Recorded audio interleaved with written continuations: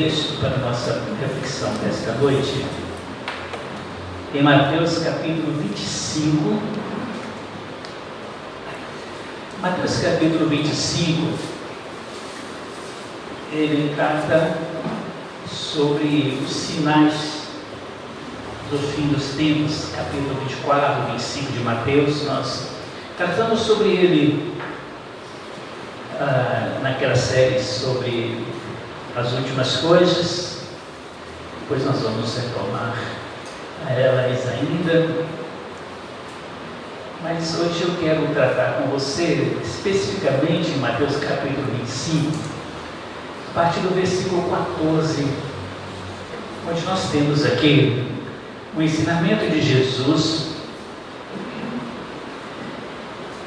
como preparação para a sua volta, o que ele espera de nós, tudo aquilo que ele tem nos comissionado a ser, fazer, viver no seu reino, tem uma relevância muito grande e uma implicação muito grande no destino que teremos no final da nossa existência e no início da vida com Cristo, então, na eternidade.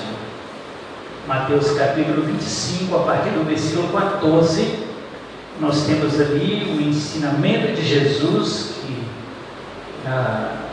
tem o subtítulo de Parábola dos Talentos. Vamos acompanhar aí a leitura. E também será como um homem que, ao sair de viagem, chamou seus servos e confiou a ele os seus bens. Então preste atenção ali. Este homem confia a ele não parte, mas confiou a eles os seus bens. Como que foi isso? Versículo 15. A um desses servos ele deu 5 talentos. Daqui a pouco eu vou explicar para você o que são esses talentos. A outro ele deu 2. E a outro ele deu 1 talento. A cada um ele deu então como? De acordo com a sua capacidade. Ele conhecia cada um deles.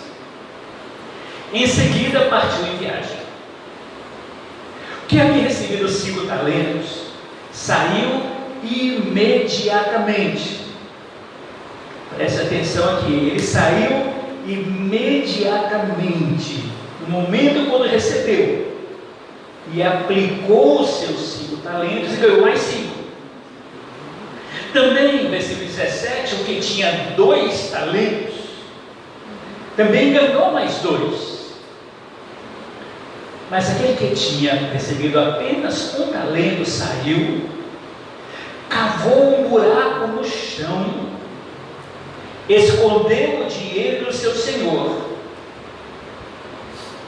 Depois de muito tempo, o senhor daqueles servos voltou e acertou conta com eles.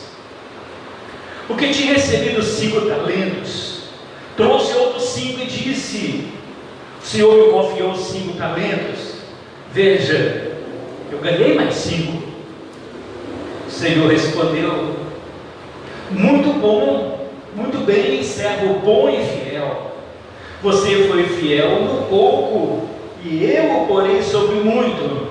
Venha, participe da alegria do seu Senhor. Veio depois o que tinha recebido 2 talentos e disse: o Senhor me confiou 2 talentos. Veja que ganhei mais 2. O Senhor respondeu: muito bem, servo bom e fiel. Você foi fiel no pouco, eu o porei sobre o muito.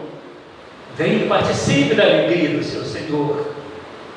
24. Por fim veio o que tinha recebido 1 talento e disse: eu sabia que o Senhor é um homem severo, que colhe onde não plantou e junta onde não semeou. Por isso tive medo. Saí e escondi o seu talento no chão. Veja, aqui está o que lhe pertence. O Senhor respondeu no versículo 26: servo mau e negligente. Você sabia que eu colho onde não plantei e junto onde não semeei? Então você deveria ter confiado em meu dinheiro aos banqueiros, para que quando eu voltasse, eu recebesse de volta com os juros. 28, tire o talento dele e entregue ao que tem 10, pois quem tem, mais será dado, e terá em grande quantidade. Mas quem não tem, até o que tem lhe será tirado. O mais duro de tudo vem do versículo 30: e lancem fora o servo inútil nas trevas, onde haverá choro e ranger de dentes. Meus queridos, este é um texto que nos leva a uma série de reflexões. Vamos pontuar algumas delas hoje apenas. Temos muitas coisas dentro desse texto que poderiam nos levar a refletir sobre o que nós temos feito com aquilo que Deus tem confiado a cada um de nós. A cada um de nós, Deus tem confiado algo. Ninguém se torna servo do Senhor que entregou a sua vida a Jesus, Deus não tenha confiado algo a Ele. Porque se você recebeu a Jesus, Deus confiou a você a maior riqueza que o próprio Deus tem, que é o seu próprio Filho. Então, se o Filho de Deus habita em você, há um lado de confiança de Deus. Juntamente com isto, vem também agora as demais coisas que Deus vai acrescentando, Deus vai somando, vai trazendo a nós, em nossa trajetória da vida cristã. Preste atenção em algumas coisas que são muito importantes no que eu estou dizendo para você. Quando nós lemos esse texto, o texto fala sobre um homem que ele vai sair de viagem. Jesus está falando a respeito dele próprio, do próprio Jesus, confiando a nós, seus servos, e lembrando-nos que tudo aquilo que Deus coloca nas nossas mãos, nós temos que prestar contas. Tudo aquilo que recebemos de Deus, nós vamos prestar contas dele. Nada que recebemos passará sem que nós prestemos conta. Escrevendo aos Coríntios, capítulo 5, Paulo vai dizer que todos nós compareceremos diante do tribunal de Cristo, para que cada um receba o que tiver feito por meio do corpo, o bem ou o mal. Todos vamos comparecer. Todos teremos que prestar contas de tudo aquilo que Deus confiou a nós. E o nosso papel como igreja, o nosso papel, o papel como pastor, é mostrar para você tudo isso. Gostando ou não, querendo ou não, é a realidade da palavra revelada de Deus, escrita para os nossos corações. Nós precisamos estar atentos, meus queridos, a que nós estamos fazendo com aquilo que Deus tem confiado a nós. Aqui eu não estou falando de bens materiais, nada a respeito disso. Pode se envolver bens materiais, sim, mas como consequência, mas não como prioridade. A prioridade é a fidelidade ao nosso Deus. E aí o Senhor Jesus, ele vai então, nessa parábola, ele vai então descrever uma série de questões. Ele fala sobre esse homem que ele viaja, confia tudo, todos os seus bens ele confia para os seus servos. Preste atenção aqui, meus queridos. Jesus veio a esse mundo, morreu na cruz pelos nossos pecados, permitiu que Jesus Cristo vivesse em nós, confiou em nós, Ele tem confiado em nós tudo aquilo que Ele espera que nós sejamos e façamos enquanto estamos aqui nesse tempo. Bens aqui não representa apenas o dinheiro, representa a vida diante daquilo que Deus tem confiado a nós. Então vejam na continuação do texto. Então ele chama os seus servos, para um ele entrega aqueles talentos, 5 talentos, outros 2, outro 1. O texto diz, de acordo com a capacidade de cada um, Deus conhece o coração e Ele vai distribuir cada um. Quando Paulo vai falar sobre dons, ele fala sobre isso também. Ele fala o seguinte, que Deus distribuiu os dons a cada um de nós como Ele quis, como Ele viu em nós a capacidade de utilizar desses dons que Ele nos deu. Então, vejam, Ele vai entregar-nos, mas Ele vai querer de volta aquilo que Ele nos deu. Imagine hoje Deus cobrando você daquilo que Ele colocou nas suas mãos e você não utilizou para crescer, para multiplicar na sua obra. Mas vamos entender uma outra coisa aqui. O talento, ele era a maior medida monetária da época. Era o dinheiro de maior valor que existia naquela época. Para se ter uma ideia, o talento, ele, dependendo da região, ele poderia variar entre unidade medida entre 34 a 60 quilos, um talento.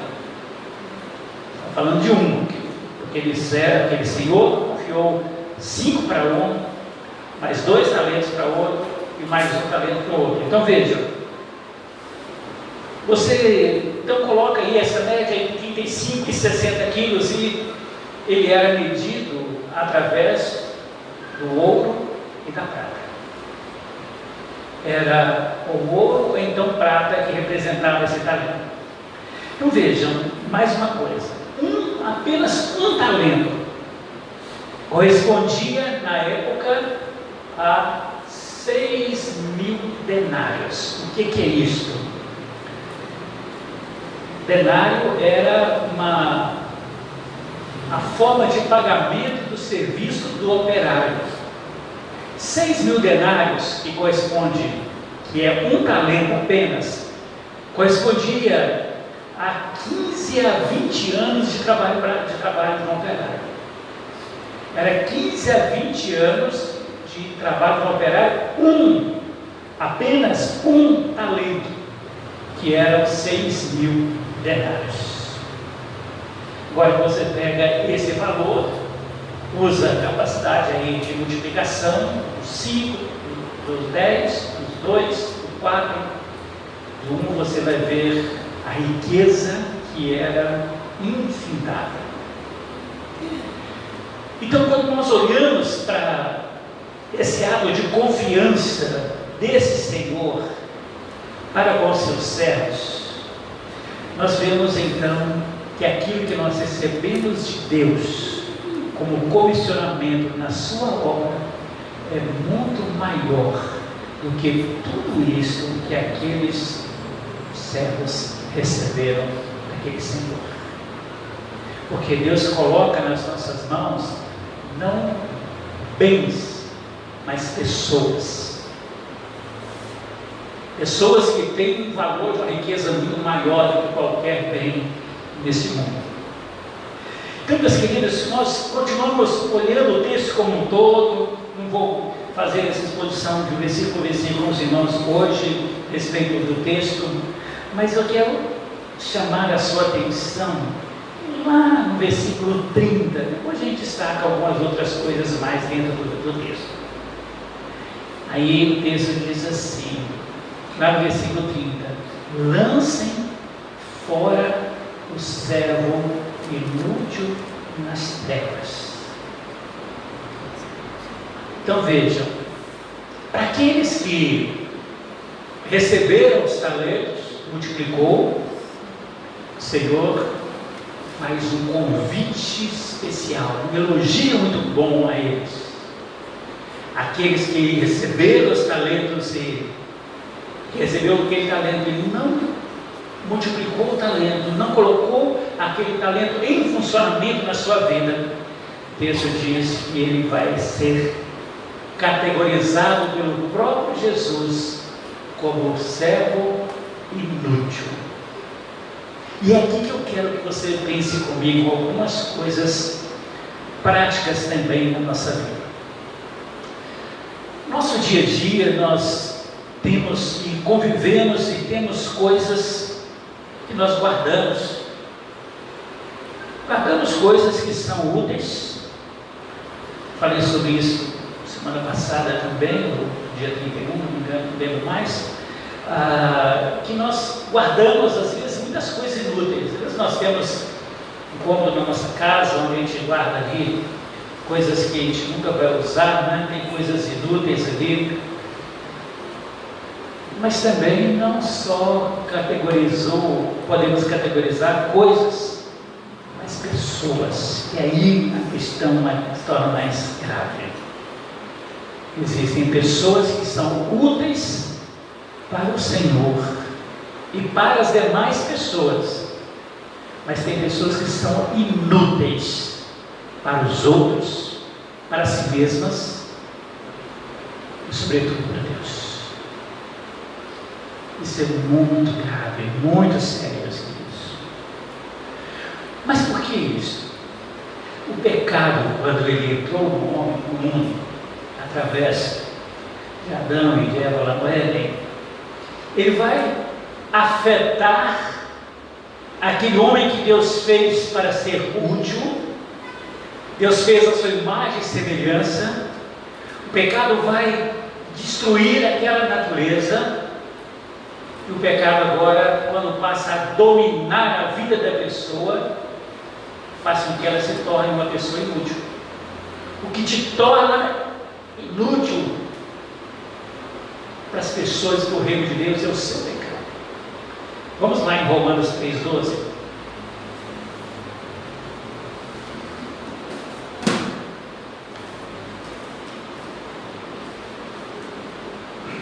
Romanos 3,12. Paulo está falando aqui a respeito do pecado, da incapacidade do homem se tornar justo por si só. E no versículo 12, Romanos 3, ele diz assim: olha, todos se desviaram por causa do pecado. E que mais? Tornaram-se o quê? Inúteis. Não há ninguém que faça o bem, não sequer. Então vejam, o pecado, a natureza do pecado faz com que o homem se torne inútil. O pecado faz isso na sua vida. Quando você deixa de ser útil para o Senhor e para a sua obra, porque o pecado tem tomado conta do seu coração.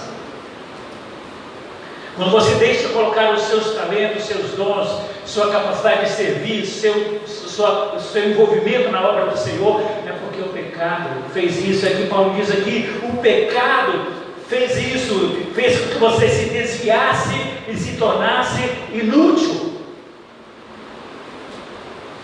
Meus queridos, isso é uma palavra dura, é sim, mas é uma realidade que nós não podemos evitar. Não adianta nós amaciarmos o seu ego aqui, trazer aqui palavras de autoajuda para você chegar diante do tribunal de Cristo, que você vai comparecer e você ser reprovado porque eu enganei você com a mensagem do Senhor. Quem faz isso vai prestar contas diante de Deus por ter enganado os filhos de Deus. Com Quando nós olhamos para a palavra de Deus, nós lembramos de alguns exemplos, mas deixa eu citar somente um aqui, não precisa nem de procurar na sua Bíblia, nem vou citar onde está para você. O exemplo do filho pródigo. Lembram dele? Ele estava ali na casa do seu pai, tinha tudo. Seu pai dava tudo para ele, para o seu irmão, construiu tudo para eles.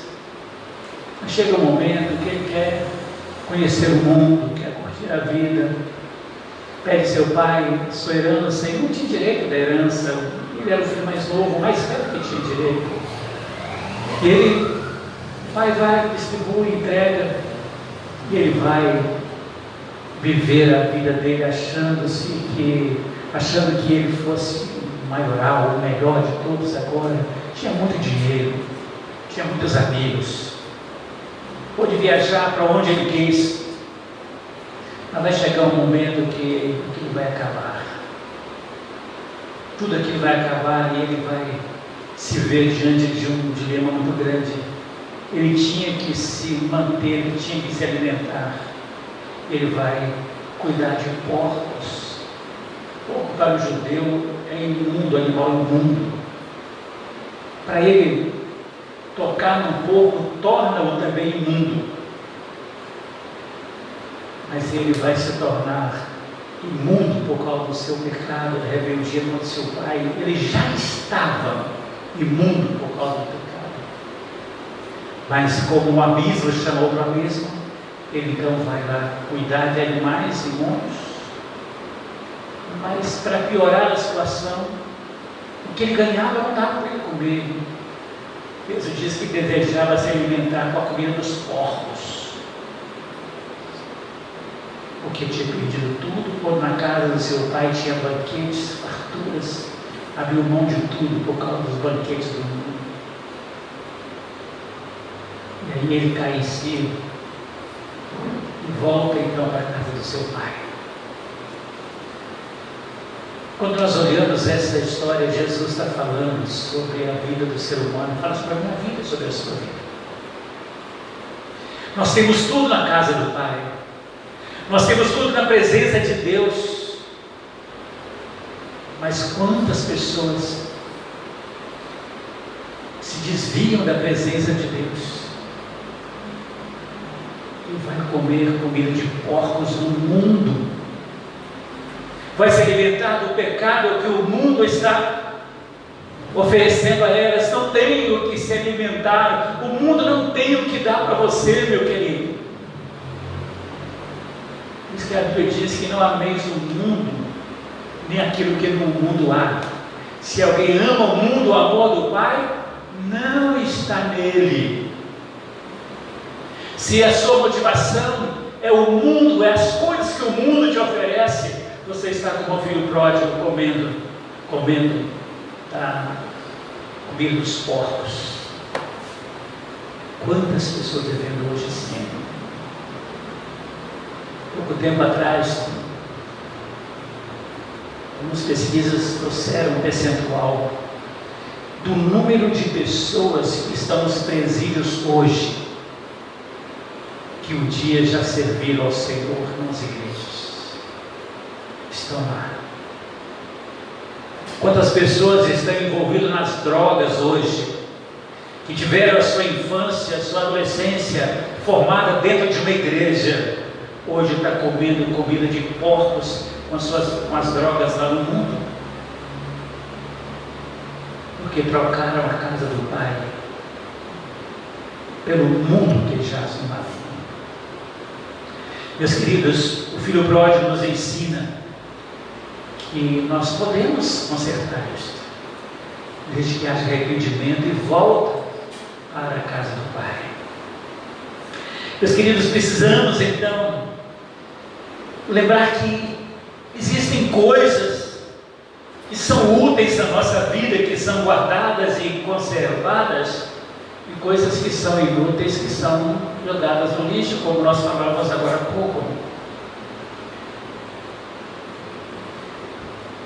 Nós precisamos avaliar, meus queridos, a nossa vida a partir de uma pergunta e uma resposta que nós precisamos dar para nós mesmos. Qual que é o valor da minha vida para Deus no mundo de hoje? Qual a diferença que eu estou fazendo hoje no mundo em que eu estou vivendo? Estou sendo útil para o Senhor ou não? Você pode até ser útil para as pessoas em algum momento da sua vida, mas se estivesse sendo útil para o Senhor, toda a sua utilidade perde o valor. A sua utilidade é medida por aquilo que você é e vive no Senhor. Por isso o texto diz, lá no Evangelho de Mateus, que o servo inútil, ele é lançado nas trevas, não tem utilidade para Deus. Quem é você hoje, meu querido? Então, meus amados, nós não podemos permitir que as coisas que envolvem a nossa vida nesse mundo nos qualifique de forma tão negativa, de nos tornarmos inúteis. O mais grave disso é que as igrejas, de forma geral, nós temos visto uma categoria de crentes hoje que estão ali, são membros da igreja, frequentam ocasionalmente, mas quantas vezes têm se tornado inúteis na obra do Senhor? São apenas meros frequentadores. Tanto é que nós falamos agora há pouco que não tem alegria mais de estar na casa do Senhor, são meros frequentadores. Se lembram bem ocasionalmente quem eles são. Mas nós temos, glórias a Deus, nós temos muitos, mas muitos crentes que são úteis.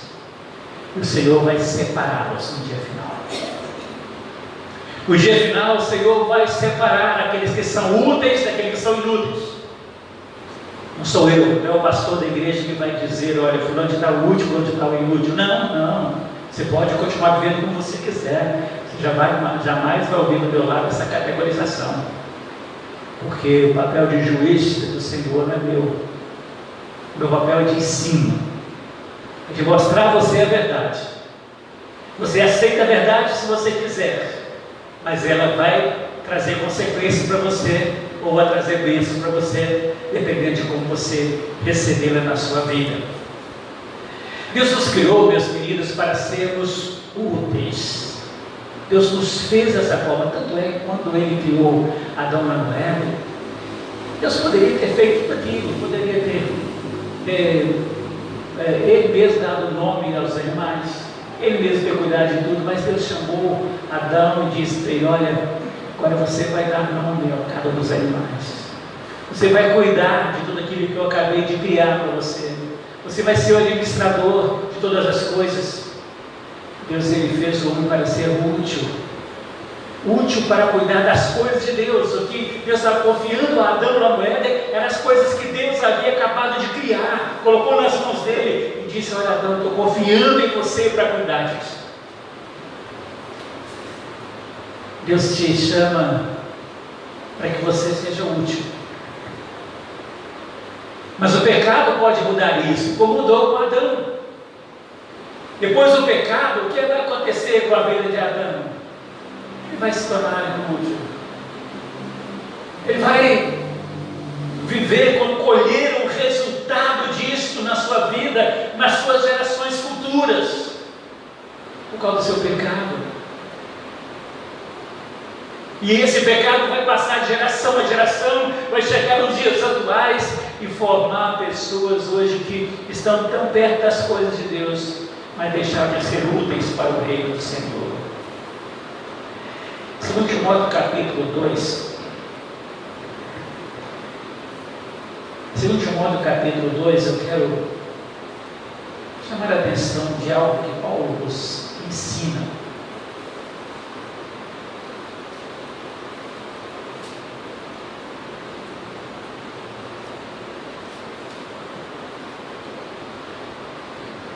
Timóteo capítulo 2, versículos 20 e 21. Há vasos apenas de ouro e prata. Então nós voltamos lá na questão dos talentos, ouro e a prata. Mas também de madeira e barro. Alguns deles são para fins honrosos, outros para fins desonrosos. Versículo 21, vamos ler juntos? Se alguém se purificar dessas coisas, será vaso para honra, santificado.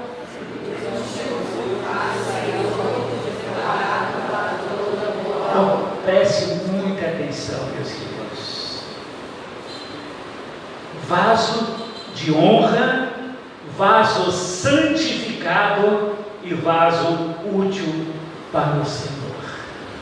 Ele diz: numa casa você vai ter vasos que podem ser objetos de vergonha, desonra, no versículo 20, mas no mesmo espaço, na mesma casa, existem vasos que são vasos para honra, que são úteis, que são preparados para a boa obra. O que o Senhor está dizendo aqui através de Paulo? Na igreja de Jesus existem pessoas que estão na igreja, mas não honram o nome de Jesus na vida delas, envergonham o nome da igreja e o nome do Senhor Jesus, têm atitudes desonrosas. Mas ele diz também que na igreja do Senhor Jesus existem, que aqui ele chama de uma grande casa, existem também pessoas que honram o nome de Jesus, pessoas que são santificadas, pessoas que são úteis para o Senhor e pessoas que são preparadas para a boa obra. Qual deles é você? Avaliando aquilo que você está vivendo hoje, fazendo hoje, avaliando o seu papel na sua igreja hoje, qual deles é você? Avaliando o que você tem feito no seu dia a dia lá fora, qual é o seu papel? O que você tem sido? Meus queridos, nossa vida, ela deve ser útil, precisa ser útil. As nossas palavras, aquilo que nós falamos tem que ser útil. As nossas orações não podem ser orações formais, vazias, tem que ser orações úteis ao Senhor. O trabalho que nós desenvolvemos, seja secularmente ou na obra do Senhor, tem que ser alguma coisa útil para o Senhor. Eu quero concluir nesta noite, passando um pouquinho mais à frente aí na sua Bíblia, logo depois de Timóteo, na Epístola de Tito, no capítulo 3, versículo 14. Tito, capítulo 3, versículo 14.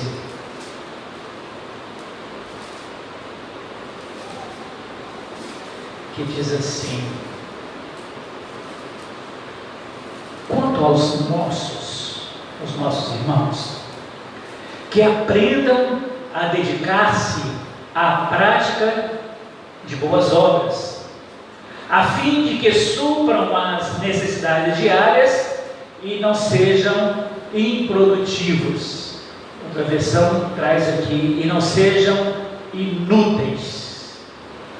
Então veja, ele fala o seguinte: quanto àqueles que são nossos, fazem parte da nossa igreja, fazem parte da família de Deus, que eles aprendam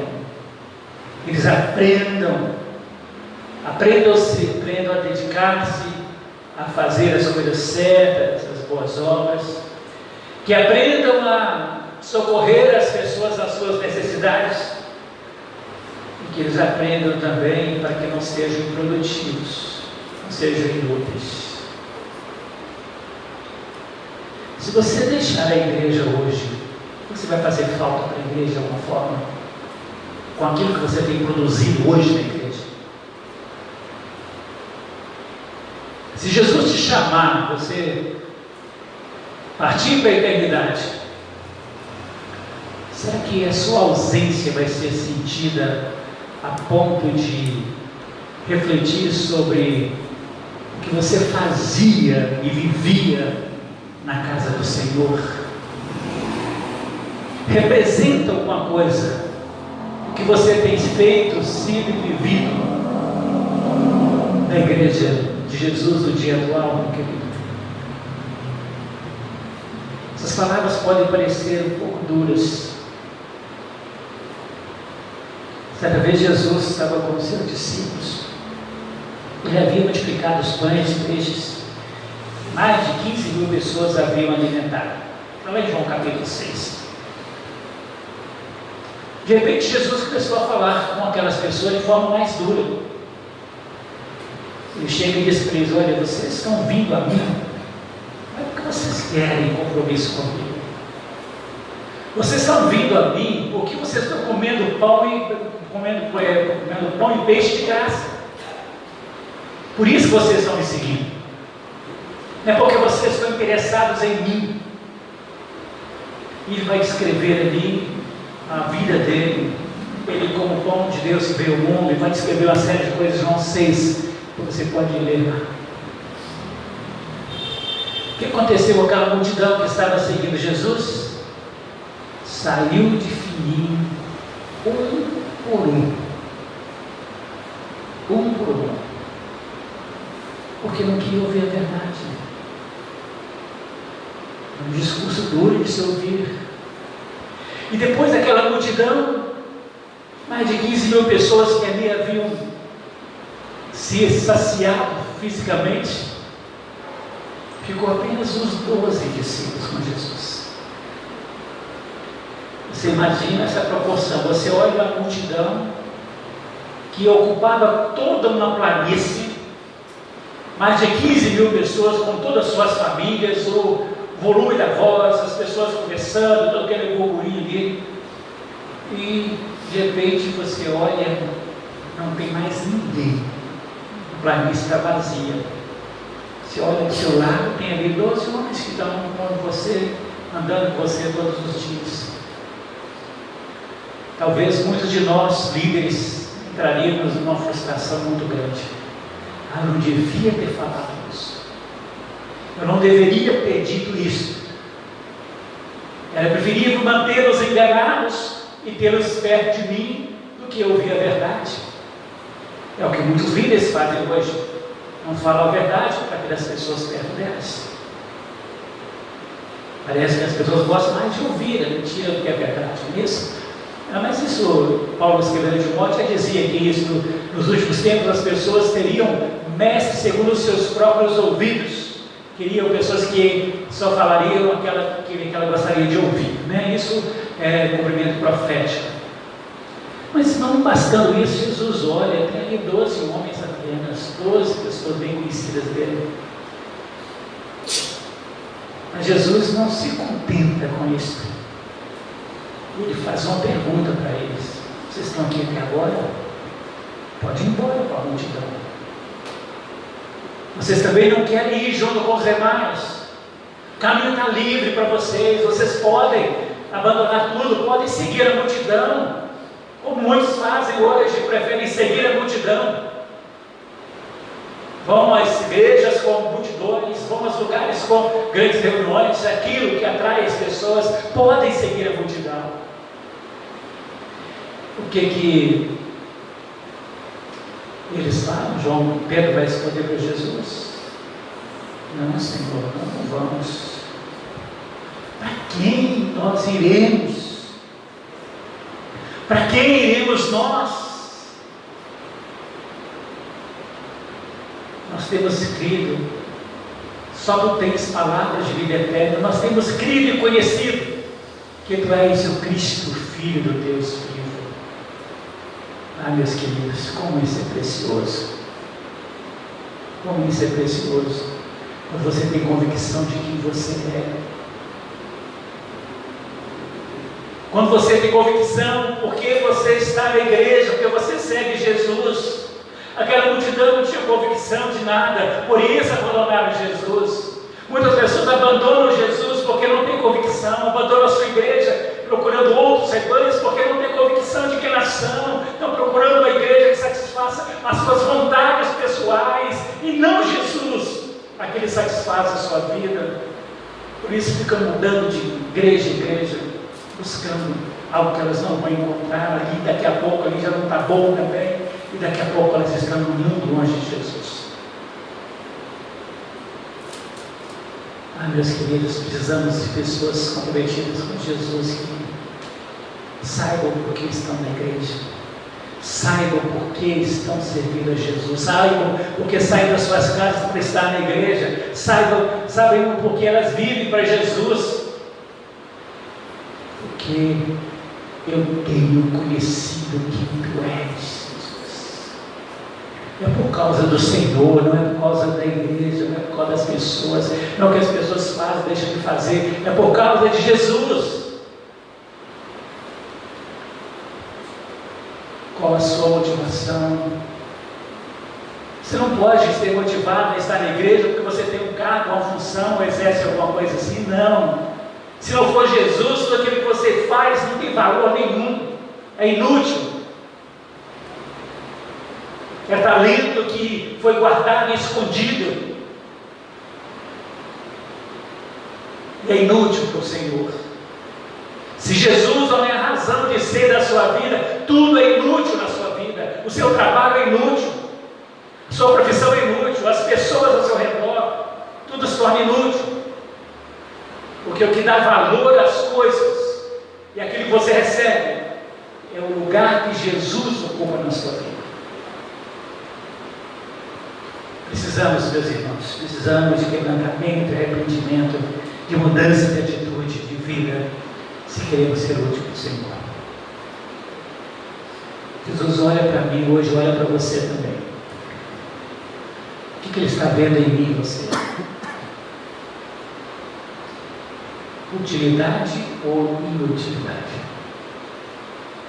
Você é só um número no hall de membros da igreja? Você é útil na obra do Senhor. Quem é você? A resposta à sua pergunta serão as suas atitudes, suas ações, a partir deste momento que você ouve a palavra do Senhor. Aquilo que você decidir é o que você vai viver, ou o que você será a partir desse instante. Que Deus te dê graça, meu querido, te dê entendimento, te dê revelação do Espírito Santo para entender essa palavra. Não é uma palavra de agressividade, de mágoa, não, meus irmãos, é uma palavra de amor, porque eu não quero ver vocês perdidos nas trevas do pecado. Pastor nenhum se alegra em ver os membros da sua igreja vivendo longe do Senhor, vivendo uma vida falsa, dupla, uma vida leviana. Não, ninguém se alegra com isso. O que alegra o nosso coração é ver que você se torne útil na obra do Senhor, para o Senhor. Que Ele te dê graça, entendimento, revelação e transformação de vida. Senhor, em nome de Jesus, nós te buscamos, Pai, para que o Senhor possa, nesta noite, trabalhar na nossa mente, nosso coração, transformar a nossa vida, Deus. Mudar, ó Deus, as nossas atitudes. Deus, não nos deixe ser visto pelo Senhor como pessoas inúteis, mas nos faz, ó Deus, úteis para o Senhor, para o teu reino, Pai. Deus, precisamos do Senhor na nossa vida, Pai. Revela Jesus em nós, para que a nossa motivação seja o Senhor Jesus e mais nada nesse mundo, Pai. Sair da nossa casa para estar na tua casa, Deus, haja alegria no nosso coração, porque a nossa motivação é o Senhor Jesus e não as pessoas com quem eu reúno com elas, Pai. Não é o pastor que vai pregar, não é quem vai dirigir louvor, são as pessoas, não, é o Senhor, meu Deus, coloca isso em nosso coração, meu Deus. Espírito Santo do Senhor nos revele hoje quem nós somos. Se estamos sendo inúteis, Deus, transforma a nossa vida, Pai. Transforma-nos em pessoas úteis para que não sejamos condenados, lançados nas trevas exteriores, onde haverá pranto e ranger de dentes, Pai. Mas Deus nos transforma em pessoas úteis, em servos úteis. Nos transforma, Deus, em membros da igreja que são úteis ao Senhor e à sua obra. Nos transforma, Deus, em um funcionário útil ao Senhor e à empresa que nós trabalhamos. Nos transforma, Deus, em pessoas úteis na escola onde nós estudamos. Pai, nos transforme, Deus, em pessoas úteis na família onde eu vivo. Nos transforme, Deus, em pessoas úteis como pai, como marido, como esposa, como filhos, Pai. Que a nossa casa seja um lugar onde pessoas úteis ao Senhor se reúnem, congregam e vêm para a casa do Senhor com alegria, Pai. Ah, Deus, derrama o Teu Espírito Santo sobre a Tua igreja, Pai. Derrama o Teu Espírito Santo sobre nós como igreja, para que haja arrependimento, para que haja quebrantamento, Pai, para que haja libertação, ó Deus, de todo esse espírito de inutilidade na Tua obra, na Tua casa, meu Deus. Todo esse espírito de inutilidade seja repreendido no nosso meio, tirado do nosso meio, para que as pessoas possam aqui estar, querendo ser úteis ao Senhor e à Tua causa, Pai. Ah, Deus, muda o nosso coração, muda a nossa mente, muda o nosso pensamento, muda as nossas atitudes, muda as nossas palavras, muda o nosso comportamento, Pai. Ajuda-nos a honrar o Teu nome, Senhor, pois todo dia da nossa vida. Fala o nosso coração, meu Deus. Fala-nos diariamente. Revela-nos, ó Deus, por meio da Tua palavra. Revela-nos, ó Deus, pelos ensinamentos recebidos. Revela-nos também no silêncio da nossa casa. Revela-nos, ó Deus, no momento secreto da nossa oração. Revela-nos, Jesus, para que Jesus seja a razão de ser da nossa vida. Que nossa mente, o nosso coração seja completamente tomado pela presença de Jesus em nós no dia, Pai. Encha-nos da Tua presença, do Teu poder, Pai. Ser conosco todos os dias da nossa vida. Nós oramos. Entregamos a nossa vida, entregamos a vida de cada irmão nesta noite que está ouvindo a Tua palavra aqui, cada pessoa que estará ouvindo posteriormente, não importa onde ou quando, serão transformadas também pelo poder do Espírito Santo. Muito obrigado, Deus, pela palavra do Senhor que é viva, eficaz e transformadora, em nome de Jesus. Amém, Senhor. Amém. Meus queridos, nós vamos louvar ao Senhor.